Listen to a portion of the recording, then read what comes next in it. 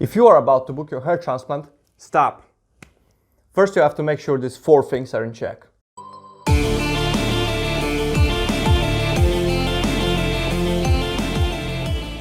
Hi guys, my name is Rolandas, and 7 weeks ago I had my hair transplant done with Dr. Bruno Ferreira in Portugal, covering frontal portion of my scalp with a bit more than 3,500 grafts. On this channel you can find my updates on my hair transplant and also different tips and tricks just like this one, so when it's time for your hair transplant you really know what to expect. And guys, if you're also supporting the message about no BS in the hair transplant and hair loss industry, help me to spread the word by subscribing to this channel, engaging in the comments down below so we can reach more people and save more hair. And now let's discuss 4 things that you have to check before booking your hair transplant. Let's talk about your family history. So where's your father, your grandfather, and all your uncles are standing in a Norwood scale? Because if you look closer, if all of them gonna be Norwood 7 and you are currently 20-year-old and you have slight recession on your temples, there is a pretty good chance that you're gonna end up being Norwood 7 as well. Or let's say majority of your family members are Norwood 3 as an average and you are currently Norwood 3 as well, and that looks like that's gonna be your final pattern, you might have a better chance. And where are you right now? What's your age and what's your Norwood level right now? And what's your possible pattern in the future? And once you know all of this information, it's so much easier to decide where you're gonna end up. So let's look at my example. So my father is Norwood 17, my brother is Norwood 6, all my uncles are pretty much slick bald as well. So guess what's gonna happen to me? Pretty sure the same. And then currently I'm at Norwood 5A pattern, and for now it looks like it's stable. I've been on finasteride for the last almost 8 months, and it completely stopped my hair loss and even regrew a little bit of my hairs in my crown and mid-scalp, which is great news. But if not this medication, I would definitely end up with Norwood 7. So the question for you, are you on the medication?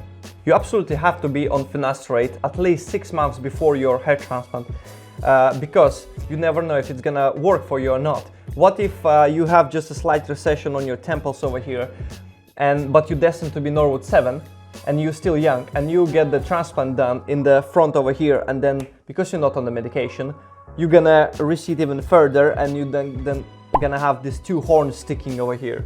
Do you think it's gonna look nice? And that's why good hair transplant surgeons always gonna advise you to jump on finasteride 6 months before even thinking about hair transplant. Second point is, do you understand the basics of the surgery? Do you understand the difference between FUE and FUT? And if you think that DHI and FUE are completely different surgeries, stop right there and do some more research. I noticed recently on the forums and overall online that people really don't understand the difference between DHI and FUE. They're saying it's completely different technique. But in reality, DHI is only the method of placement the grafts in your recipient area. And FUE is just the method of harvesting the grafts from your donor area. So it's completely different things. Have you discovered already what's the pros and cons of FUE or FUT? If not, stop and do some more research. So in reality, there is only 2 extraction methods, which is FUE and FUT. FUE, they're gonna extract 1 by 1 from your donor area. FUT, they're gonna extract 1 large strip, and then they're gonna dissect into single, double, triple grafts. So FUE is better if you're normally wearing your hair on the sides shorter, for example like mine right now. In FUE, your scarring gonna look like a little tiny dots all around your scalp, like thousands and thousands of dots. In FUT, you're gonna have a long linear scar. So which method is better for you? If you still don't know the answer, stop and do your research. So who is normally performing the surgery? Is it surgeon or the technician? And what is the difference? You need to understand what's the difference when the surgeon is doing the surgery and the technician is doing the surgery. Once you understand this point, you'll filter the clinics very easily, and you're gonna understand why there's such a big difference in the price or in the results as well. And when you could possibly expect the result after your hair transplant? Is it gonna be 1 month, 2 months, immediately after procedure? When? Point number 3. How many surgeons did you research? If you're still looking at clinics as opposed to doctors that actually performing the surgery, stop and make your research.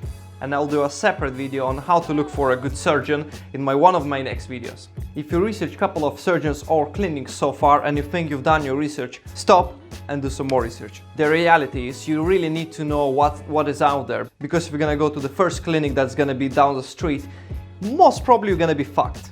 And would you like to get results similar to this one? Or this one? If not, stop and make your research. And lastly, what is your plan B? What you gonna do if there's gonna be no growth, your donor gonna be destroyed, or both? What you gonna do? The problem with the majority of the clinics that you're gonna find, especially the cheap ones, you're gonna see majority of the result with the botched donor area or hairlines that are not natural. Is that what you want? Or you want to get the transplant done so you're gonna look natural? If you are able to answer all of these questions with confidence, you should stop and do some more research.